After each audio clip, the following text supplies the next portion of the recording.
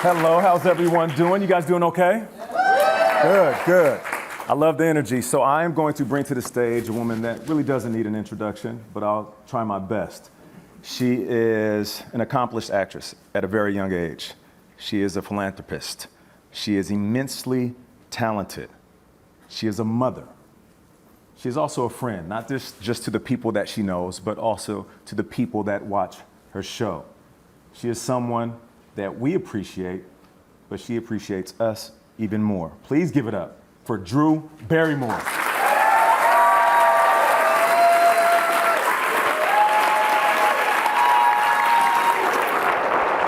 Give me that look when it's time to go. I do not want you being late. Hi, everybody. Thank you so much for coming tonight. I mean, again, you could be anywhere, but you chose to be here, which is crazy humbling, and I'm very, very grateful. I hope other people that you take the time out to spend time with appreciate your time. It's an important thing to tell people how much you appreciate their time, and I appreciate yours. Okay. Okay. I do. Drew, we got time. We don't want to get too emotional right now, okay? We got a whole hour. Yeah, all right? Okay. Well, I was just getting emotional over them, but yeah, let's do this. So we just watched the season 5 premiere. Yes. And already there is a buzz. But, I want to start back when this all began, before we get to where we are going. All right. Let's date it back to 2019. Yes, okay. This is when you guys shot the first episode. It gets picked up. Yep. 2020 comes around. Yep. And then the world hits a screeching stop. Yes. You still go in there. No audience, no guests, you on a vacant stage. What was going through your head as you were trying to launch this show at that time? I know that it didn't seem like a good idea to do it at that time. For such obvious reasons, I don't need to convey them. Logically speaking, why? Why would you do that? I really wanted in 2019, when we made the sales tape pilot, which is an audition, let's face it, that's what it is, was that I didn't want to make tropey television. And I wanted to make something so much more authentic than that. And the way we made the pilot was, I sort of came into it, it was a little bit prefabbed. I wanted to make something that would get us to the finish line, but I knew it wasn't the show I really wanted to make. And so I actually thought, in the pandemic, we're gonna be stripped of so much of the stuff that I know I wouldn't want in there anyway, that for me, I actually thought it was an incredible opportunity to make a much more real show, which is all I wanted to do. I wanted to make something that was so much more, I don't wanna say the word authentic, because that's so old and used by now. What does real mean to you? No bullshit veneers. Yeah. This whole we're stirring soup and we've got it all together. I just was like, that isn't me. That is gonna be That me. isn't most of us. It's a caricature that I think worked aspirationally for a very long time, and it doesn't mean it wasn't who the person was who was doing it. I just knew I would fail at that character. Yeah. And all I wanted to do was be myself, because ever since I gave birth to my daughters, I did not have it available to me anymore to go be other people. It felt like I was being disloyal to what I had committed to, and I couldn't wrap my head around being other people, whereas when I played characters, I would immerse myself in them. They were the people I didn't get to be, so I would identified as such. fully be them. Yeah. I'm not a Charlie's Angel, so I'm going to be a Charlie's Angels the whole time. Right.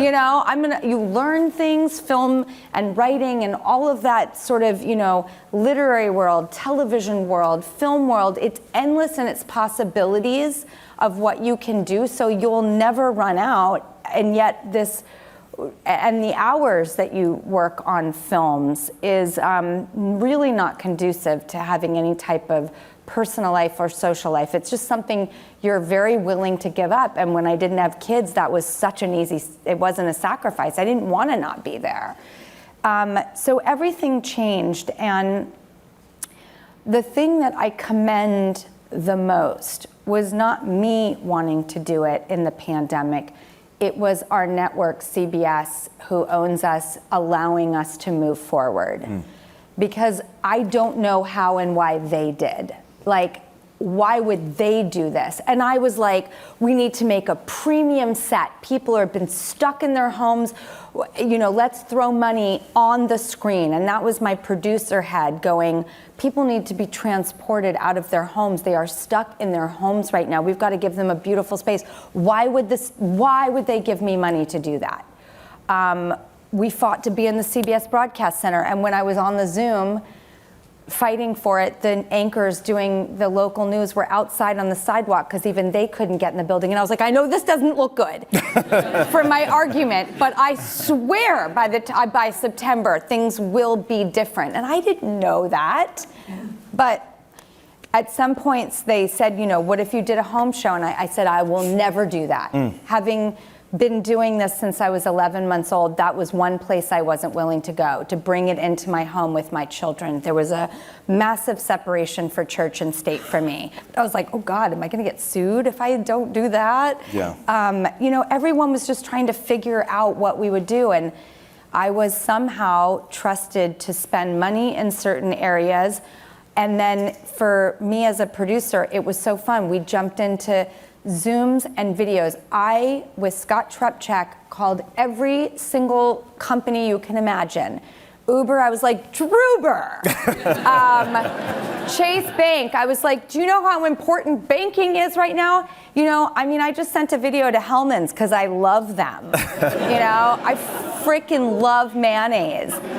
And so it's easy to send, you know, but I just started cold calling everyone who might possibly integrate into our show, and almost every single one of them was like, we're in a global pandemic, we don't have money for that. And I said, well, when you do, please don't forget us. And they were like, what is this show? And I was like, it's not even on yet. But we're making it. And it was just like trying to build on the non-existent, and thanks to bosses, which I came to understand at 19 when I started becoming a producer, is you have all these dreams, who will fund them, who will allow you to do them, who will create the space for you to do them. Who will believe in you. And give you the opportunity, because otherwise you're just alone in your place. And before I used to say, you know, we didn't even have a camera phone. And I had gotten on Instagram in I don't know, 2011 or 10 or something, when it was kind of first starting. And in a weird, strange way, even though I'd been in front of a camera my whole life, I was very clued in to just how to talk on camera as myself, not be on camera as a character. So I think I took a lot of that learning curve of trying to just be so non-bullshit veneer on Instagram for all these years that it did give me a strange training ground that I could have never anticipated would parlay into this. Yeah. So that was really 2019 and 2020 for me. And you mentioned Charlie's Angels. Yeah. You had the support of Cameron Diaz and Lucy Liu, who came on the show. Well, that's the big question. Who's going to be that first guest? Right. You know, how big is yours? Literally, that is the feeling. It's like... How big is yours? Yes, how big is your show? Oh, the show. Oh. By the way... I kind of meant the other thing, but I saved it with saying, no, the show. But it is a measuring contest. Yeah, it is a proof of your standing. Your standing, yeah. And then because it was a pandemic, also I just felt like, you know what, having been in this industry my whole life, I was so desperate to make a show that wasn't all about celebrity. And I said in 2019, you know, thanks to social media, we're living in a much different world now. and you get to see everybody. And I think there are so many other people as well as people, and I would call them people of note, because I didn't love the word celebrity, like as if it reduced someone's lifelong talent into, you know, oh, you're just famous for famous sake. Exactly. But how do you find that balance though? Because that's a large part of success. When people sit at home, they want the quote unquote celebrity. And I really didn't think anyone would ever come on this show. I just don't. Your contact list has to be one of the best in Hollywood. You know everybody, and everybody knows you, and they love you. But I'm not a schmoozer or a networker. When I started Flower Films when I was 19, I was like, I do not want to party with the pretty people. I want to meet writers and agents of writers, because you can't do anything without it being written. And so, thank you. So, mine was always,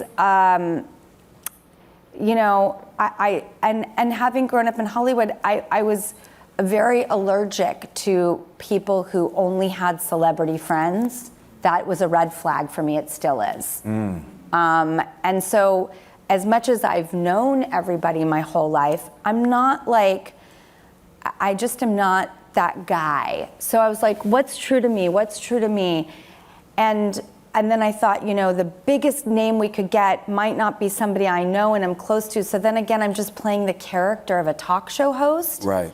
That's not it. And I was racking my brain for weeks, and I just went, oh, it's Cameron and Lucy. They are so special. Yeah. And they are so true to me. Did you make the call? Yes, I did. How did that call go? I sent them both videos. Okay. And because I wanted them to know also, because it was a pandemic and people weren't allowed to go places, and, you know, everyone had a different set of guidelines for themselves at that point. So I needed them to know that it would be okay. Yeah. And would never affect our friendship in any way if they couldn't come. Yeah. So calling them, I thought, just let me do one step away. This will show my intentions and my energy without it feeling like, hi. Yeah. Okay, so you know, I'll have my people call your people. And also, or just call them myself, and Yeah. I can talk about anything with them. But I felt like I wanted them to feel like they had an out, because they're some of my best friends. Yeah. But it was such a crazy time. It was a crazy time. And it truly is a collaborative effort when you're trying to build something, right? Dreams without the proper alignment, support, team, they're just ideas. And to get this dream off the ground, you had so many people that have been part of this ride. CBS Mornings is one of the shows. Anybody watch CBS Mornings here? Thank you. For those that are not clapping, I see you. Okay. 7 a.m. every day on CBS. I think William Paley sees you. No doubt. But there is this chemistry that we have, CBS Mornings and the Drew Barrymore Show. And it's not just us smiling on camera. I mean, the ratings bumps have happened in certain markets after, there you go. I'm sorry. Yeah. I'm very business oriented. I have been since I was 19, so I love problem solving. And hearing that is music to my ears, because there's two things that I get excited about. One, because I didn't really grow up in a family dynamic, I have always looked for families. And I believe that you can find them at work. So I wanted to build a #family, #mafia, #CBS family here, where I could really invest in the people that were giving me this opportunity. And for me, I want it to go deeper than that. And then on a business level, it has to work. Yeah. Business is not favors. So somehow, as much fun and important connection and all of that should be in there. It shouldn't all be business. We're not machines. Right. But it has to work. No doubt. So how great is that? Because it doesn't always work. And when it's not, you have honest conversations with people. You're going to hear about it. And don't, in my humble opinion, I really love opening myself up to criticism, it solves the problems, the truth, because then, as hard as it is to hear, you can do something about it. Yeah. So, phew. And I want to talk about some of those things that have worked and some new things that you'll be doing coming up. Drew's News is a segment that just really took off. Which, fun fact, was not liked and was not embraced early on. And why do you think that was? I think I couldn't really illustrate what I wanted to do with it. I had pictures of Walter Cronkite, and I was even in the production design, like imitating a new take on his set. People were like, is it Weekend Update? Is it written? Is it satirical? And I was like, I mean, Weekend Update is a huge inspiration for me, absolutely, but it's not overly written and satirical like that. Although I always see how we're doing the same stories, and I'm like, that is so cool, 'cause they're the coolest.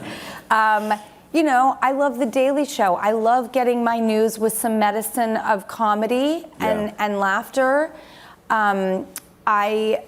I also, there's this magazine called The Week. Does anyone know The Week magazine? It's an aggregator, global scrapbooking. And there's a column in there called It Wasn't All Bad. And it just tells these 3 tiny paragraphs of weird, indifferent, magical, surreal, but true things that happened.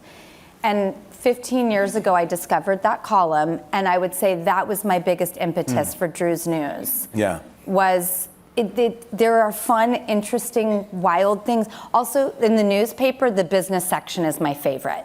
So I wanted like fun facts about what is the metro, like what's happening in our world, in our country, in your neighborhood.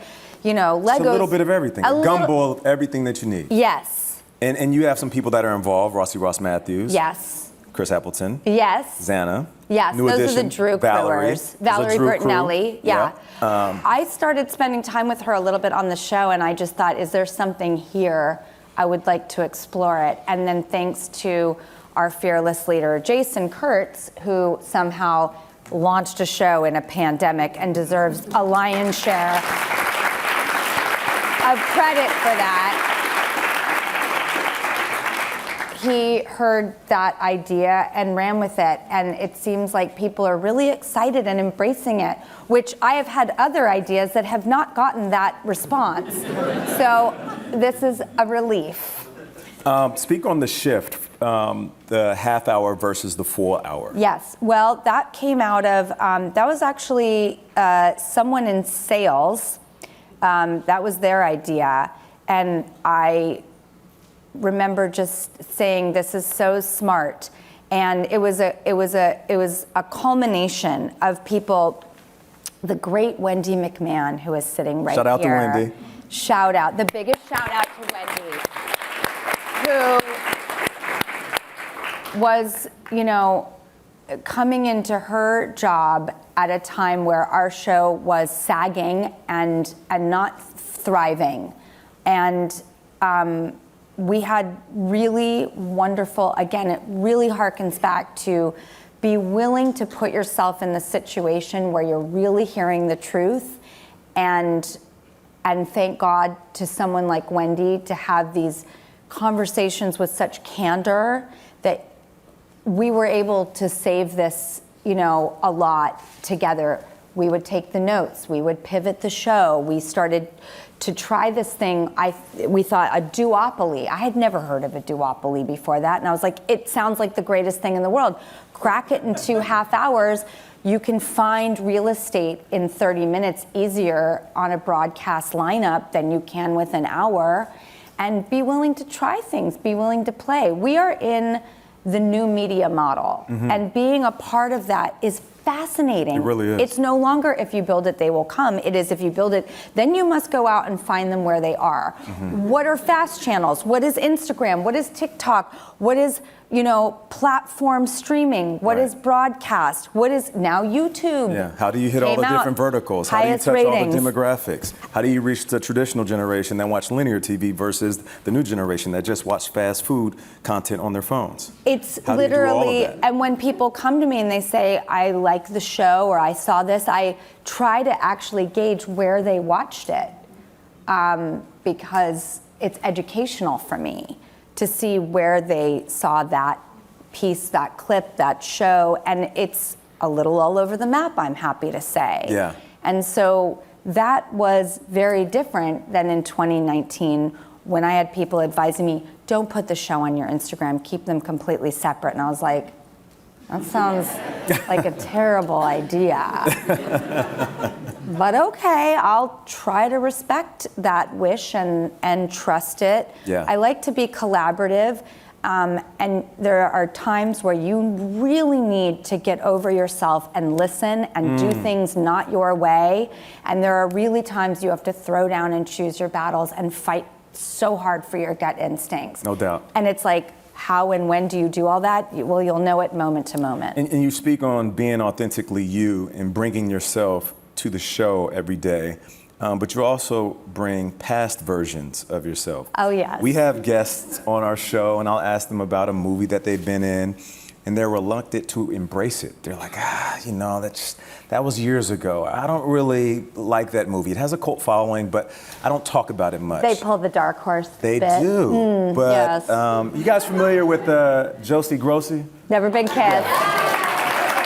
We all are. So how did you decide to bring her back out and then actually use her character within the show? Well, there are times where you're pitching the Drew's News over and over and it's like crickets on tumbleweeds, like no one's buying it.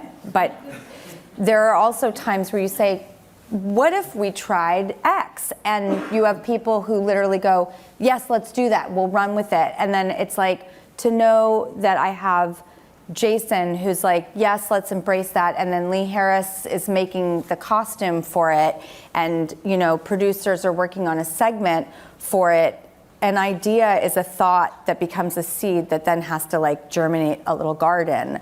And those who say I or my is also a little bit of something I notice. And I'm not capable of saying those words myself, because there is no I and my. It's ours and we all the way. Right. And I have never, ever believed, because I so fundamentally know and have grown up on film sets and known that every single person who is involved in that production is such a vital component to how it works, that I can't even say the words I or my. It feels too entitled and discrediting of everyone else's effort. So I'm glad that everyone embraced that idea. Or sometimes they'll give the idea to me and be like, would you like to try? And I'm like, yes! Are you kidding? Of course I want to do that. Are there any other characters that we could see on the show? I'm still dying to do Edie Beale. Yes? Yeah, I really want her to do. Thank you. Of course. Thank you. One Criteria Collection watcher. I really have this fantasy of Edie Beale being a contestant on Project Runway. And we still haven't done that. But I still hold a flame for that. In February 2021, David Letterman. That was so crazy. That you reunited. What was it? In the 90s, you went on David Letterman. Yep. And that was quite the show. I'll think never there was something forget that happened on that specific show. What was it? By the way, do you know what's so funny? That too was an uncalculated moment. I had no idea going in that building that night that I would be doing that. And when I left, I turned to Nan, my partner of Flower Films of 30 years. We celebrate this year. Thank you. Give it up for that. 30 years. And our show is produced with Flower Films. I just turned to her and I go, do you think anything's gonna come out of that?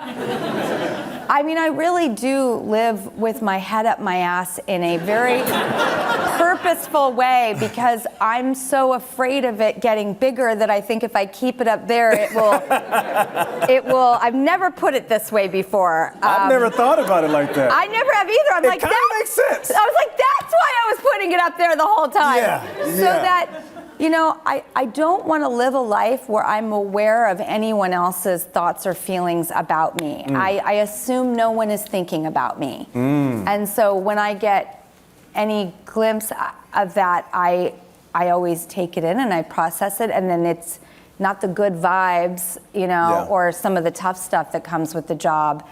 I exit and I just keep I'm very much a keep my head down, do the work person. Well, let me ask you about a woman that plenty of people are talking about and thinking about, Kamala Harris, who was one of your last interviews on last season.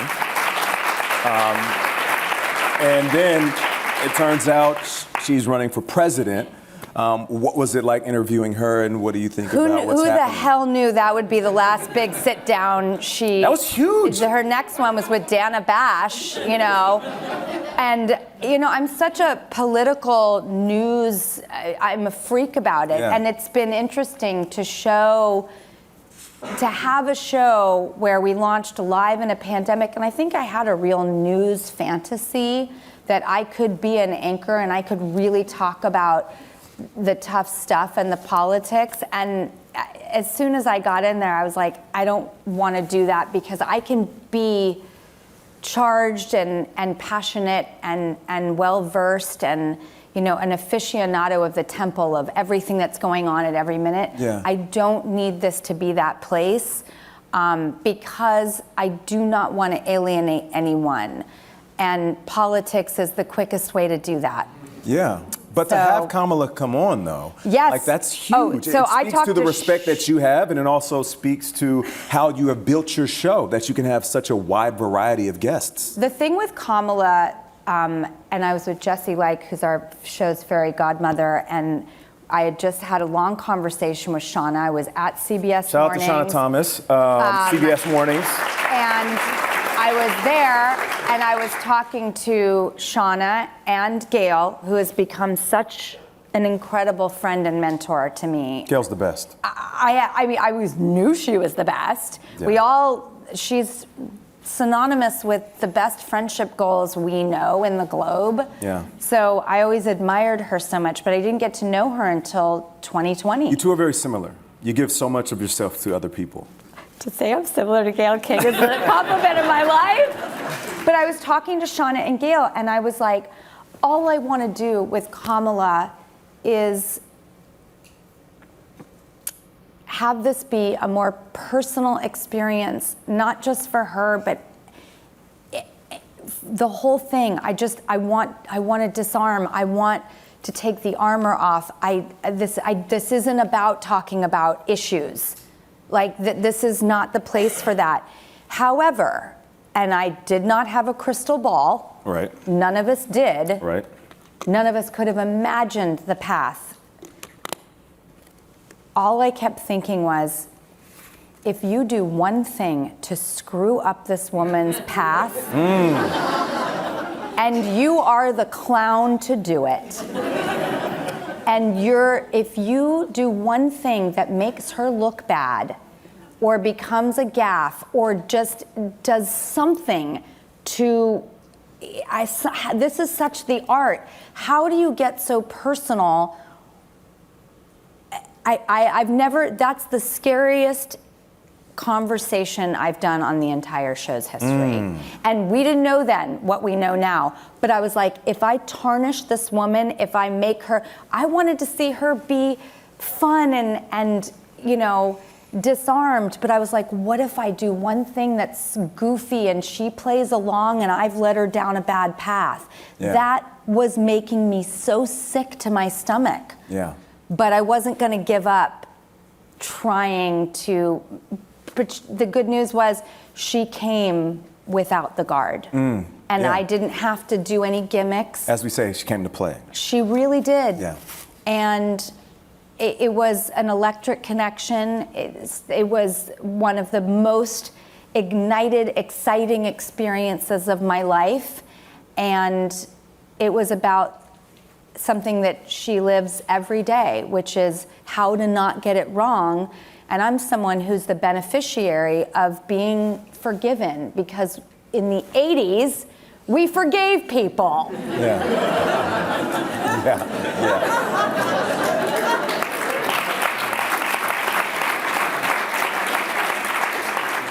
I don't want to turn this into a conversation about politics, but I will ask a bigger conversation about where women are Yes. nowadays in positions of influence, positions of power, being the faces of shows, being the faces of political parties. Seeing that you have been in this business for so long, since you were a child, you've seen the good, the bad, the ugly. Every bit of it.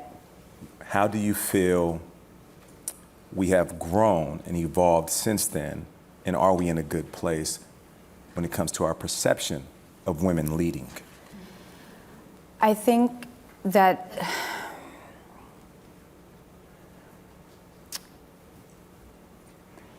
I've come to finally understand what boundaries are. It's the first time in my life I've ever known what they are, because I was required in my job as a kid not to have them. The less boundaries you have, the better you are at a creative job like that. And then with I hate even saying this, a public life, because I don't think I live a public life. It's like, again, the heads, we know where it is. But it's also a discipline, because if you start thinking, I live a public life, you'll start thinking about things and people and you differently. So to me, just no, I'm just another person living my life. But as a kid, and now there are moments where you get a real reality check from public life. So there was no boundaries there either. I feel that right now, the best chance we have is for women to say, absolutely not. I think this is what I deserve. This is what Chapel Roan, if you get the chance to see her Instagram post, it is one of the most profound things I've ever read in my entire existence here on this planet. And who knew that that could come from a young female artist who has exploded onto the scene to be the next Lady Gaga type of figure. She talks about boundaries in a way that I've never read them before. I don't think we need to rewrite history. There is not a history written. It's about getting the pen and writing a narrative from here on out. Whether that's female leadership and power or wage discrepancy, but it is a tone. I want to see women and all of us act as if there is no alternative, because I've come to realize through parenting and through raising myself that this is an option. So there was no way I could have known it before. I didn't have access to these things. And now knowing them, I realize when you set a tone and that line in the sand is immovable, as it has to be as a parent to your children. If we carry with that attitude and we take nothing less, and it is not with arrogance or entitlement. I don't have either of those things available to me. I've had my life honestly fall apart too many times, and I've had my job go away too many times, and I've had my family go away, and I understand that things are not guaranteed and they are not permanent. So I will not get arrogant or entitled ever. I always think, like, this is such a blessing that I get to do or be a part of anything I'm a part of. So I don't want it to come with an angry attitude.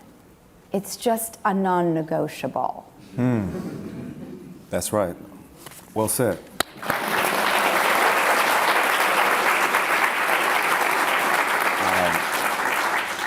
You told Adweek that this is the hardest job that you have ever had. And I find that interesting because when you're acting, you have to study and memorize scripts, and you have to recite these lines all the while being in the presence of other actors that are good at their jobs, and listening to directors and producers and everybody involved in every moment, while you're doing that for weeks on end and months on end to get to a final product of filming something. That seems very difficult. But Thank you for stating it that way. This is harder than that?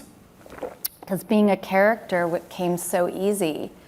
I could tell myself I could be anybody and I could do anything. But being myself was so much more intimidating, and it gave me a license to beat up myself in ways that I had never done at my other job. I felt really good about myself. I worked hard, but I felt capable, and like I never felt, like I'm all that, but I was like, I felt this sense of like, I can do this. Somehow I'm gonna figure this out. And on the show, I didn't feel that way at all. I felt like I don't have my timing right. I go on too long. I'm a clown. I hate myself. This sucks. I suck. And I wish I could hide so hard that I wish I could hide from myself. And I don't have alcohol to turn to anymore because I've stopped drinking.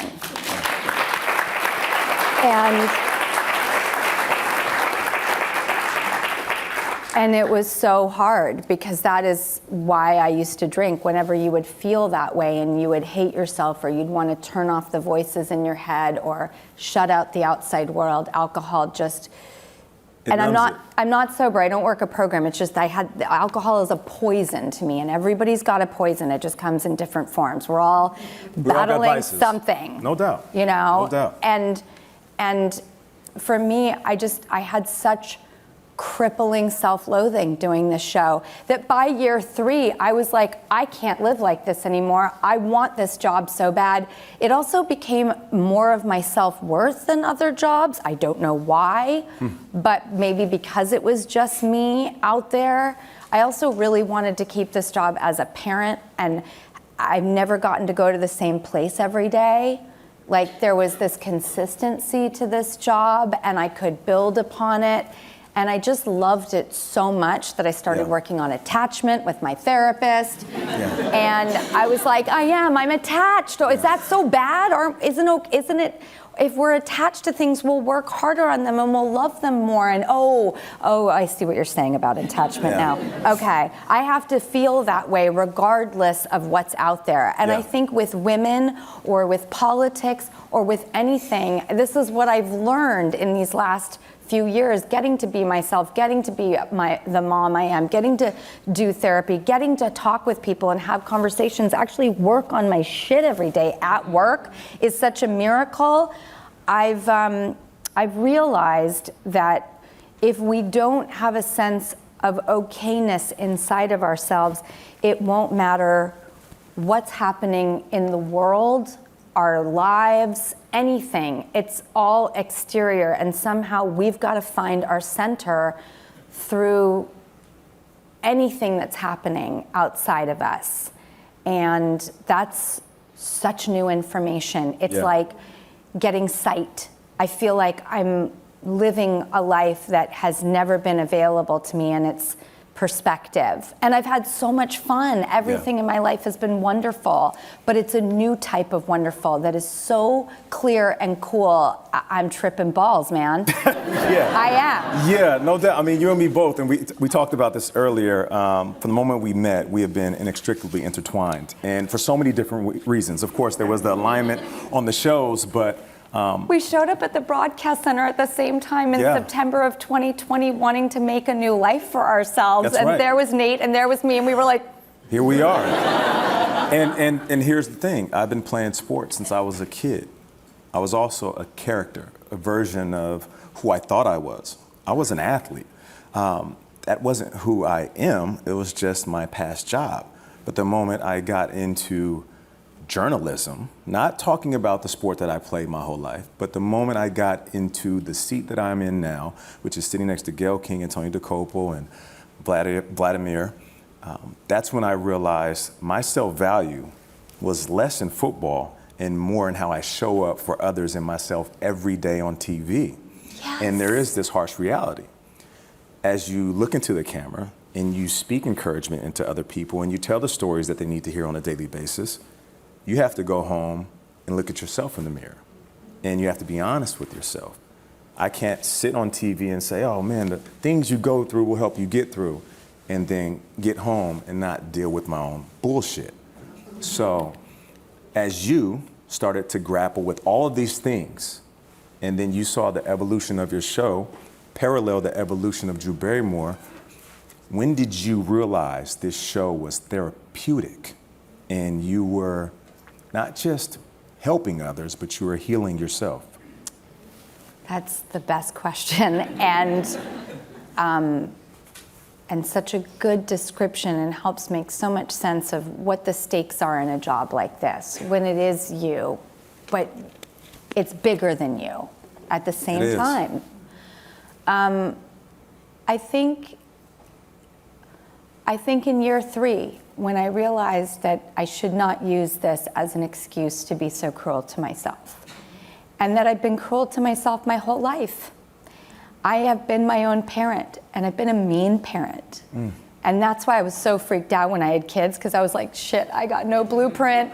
My own parents are wild, and I wasn't the best parent to myself, and how am I gonna do this? So it's over a long period of time, but I think somewhere in year 3, I realized that no matter what happens with this show, that I have to be okay inside of myself. And I got sick of being so hard on myself, because I really believe that, and you tell me, that we struggle with the inner critic that is relentless. Yeah. And I think I was so afraid to let go of that inner critic, because I thought if I did, then I wouldn't have the same motivation and, ideas and effort. And I was like, that's the fuel to my machine. Right. Is the iron grip. Yeah, the inner critic is the best coach I've ever had. Yes. If they slack off, I will slack off. And so I think in year 3, something shifted where I was like, I want to feel differently in life. And I went to a seminar that my therapist was putting on for a couple hundred people.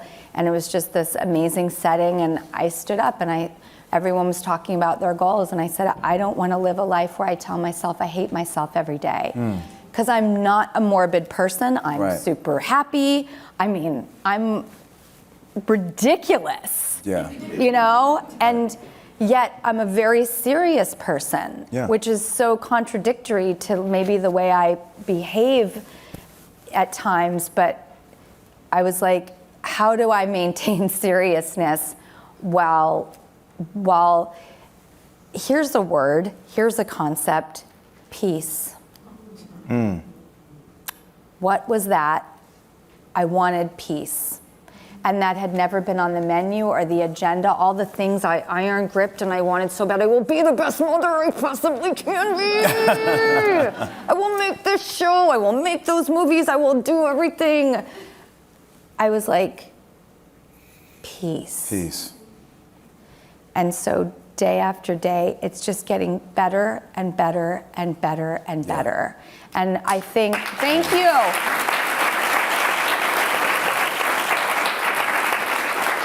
Everything I learn, I'm one of those people that wants to go out on the bullhorn and talk about it and share it. I have this thing, I found this thing, E.T. taught me people want to have a collective experience. We like to experience things together. Watching the news when I was a kid and seeing those lines around the corner, I was like, whoa. This is a crazy outcome of us making this thing. And then they sent me around the world for it. And I was like, okay, I'm getting this message that people want to be in community. They want to have a collective experience. If the internet, everybody, being alone is a superpower. Being lonely is devastating. And so I think that we are always looking for that community. It's what makes us have the fuel to go be alone. Is love and support. So I want to share every amazing thing that's happening to me with other people. I never want to just keep it to myself, but I, for the first time, want to keep some for myself. Yeah, good. And I'm glad you brought up E.T. That leads to a few questions that we have, and then we'll end it after this. So Cassidy Weiss, Paley member, What's your greatest memory from making E.T.? E.T. was what taught me you can build families at work. And that investing in other people and saying, you know, I'd really like to get to know you better, and then like putting out the effort and spending the time and being consistent and cultivating the garden of friendships was instilled in me from that film. And I'm still close to Steven Spielberg to this day. In fact, when he saw the announcement of the 2-year pickup, which was a first for us, he sent me the link and he was saying congratulations, and I said, oh my God, and it's actually my anniversary of not drinking for 5 years today too. How great is that? And he said, that's why you got here. And I think will always be that little girl who aims to make people proud. Yeah. I want to do the right thing and make people proud, not because I want their acknowledgement and accolades, but because I'd like to be a person who's worthy of being proud of, which means being a good person. Yeah. Isn't it ironic that when you're younger, you want to get older, and then when you get older and you mature, you realize that the little kid still lives inside of you? And right? I feel like I'm embracing her now in a new way, because I grew up so... No, you're taking care of her now in a new way.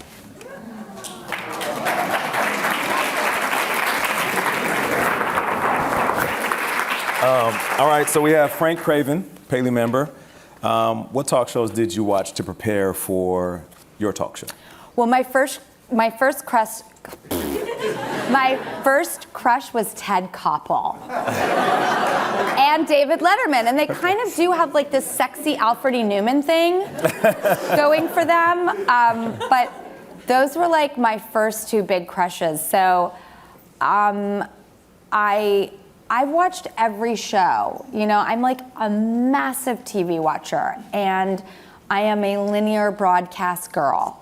It's very personal for me. When I was 14, I moved out into my own apartment. I got emancipated by the courts. I was a legal adult.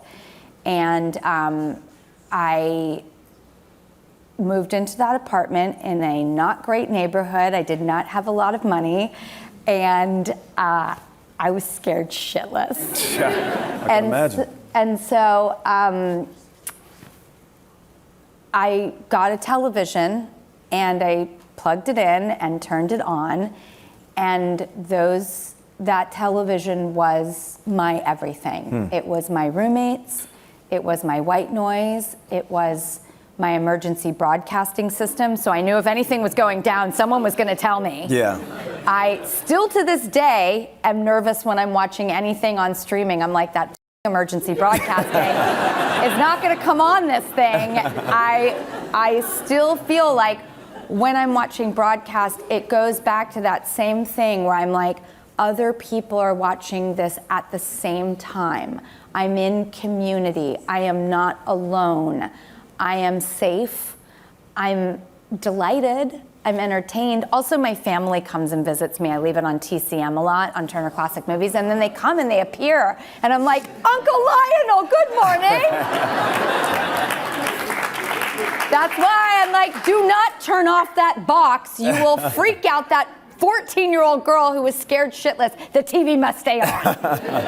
So the fact that we're now in broadcast it's the most full circle crazy thing in the world. It is. All right, Tom Murphy, Paley member. What's been the most fulfilling part of this journey transitioning from acting to now having your own TV show? The girls, my daughter's coming to the show. Oh. And like when we first started, we never knew we'd get here this far. So when people were like, wouldn't it be cool when they're older for them to come in and like throw their backpacks down? I'm like, I don't know if we're gonna be here. But sure. Now, 5 years later, they're old enough, they come after school, they throw their backpacks down, and it's like, they run around, everyone's so nice to them. They're like, you know, they're comfortable there, and it's like they can come to my job. It's a fantasy. All right, Brian Randazzo, Paley member. A lot of film casts have group chats. Are there any films or projects that you've been on that have group chat? Well, I still If so, talk to who? Cameron and Lucy that's all great. That's right, you did say that. every second. I'm all the time. I mean, I still see a lot of the people from like Never Been Kissed. I was just with Molly Shannon the other day. She's the best. The best. Yeah. Obviously, I was just at Adam Sandler's house. I'm constantly texting with Adam. Yeah. Do you know who was one of the biggest supporters of this gosh darn show? Adam. Really? He would send pictures. He would send pictures of him watching the show, and the frame was always the TV here and his feet here. And his belief in this was really profound to me, because there was a part of me thinking, like, am I going away from something that has been so good to me, or maybe where I should belong or be? And so when he would send me that and be so encouraging all the time, he did the pilot, the sales tape. I flew up to Boston to interview him. So did Cameron. These are my friends, and friends show up for each other. But him doing that made me feel like, you're doing the right thing. You're doing the right thing. And I needed that from someone like him, because he's such an anchor for me professionally and personally. Yeah, yeah. Well, we ran out of time. It went by like that. Thank I you. know. I'm so relieved you feel that way. So, Drew, you mentioned, friends showing up for each other. That's what you did tonight, Nate. Well, I'm always going to be here for you whenever you call. Our relationship has evolved from us seeing each other and asking, how are you doing? How's the family? How's work? From then recognizing how much we work and how much we give to our jobs. So now, when we see each other, it's, how are you feeling? Are you taking care of yourself? Are you getting some rest? And I deeply appreciate that, because when I hear a friend say that, I can answer it honestly. So thank you for asking me that. Thank you for looking into the camera and asking your viewers that every single show. And more importantly, thank you for asking yourself that. Love you, man. I love you, Nate.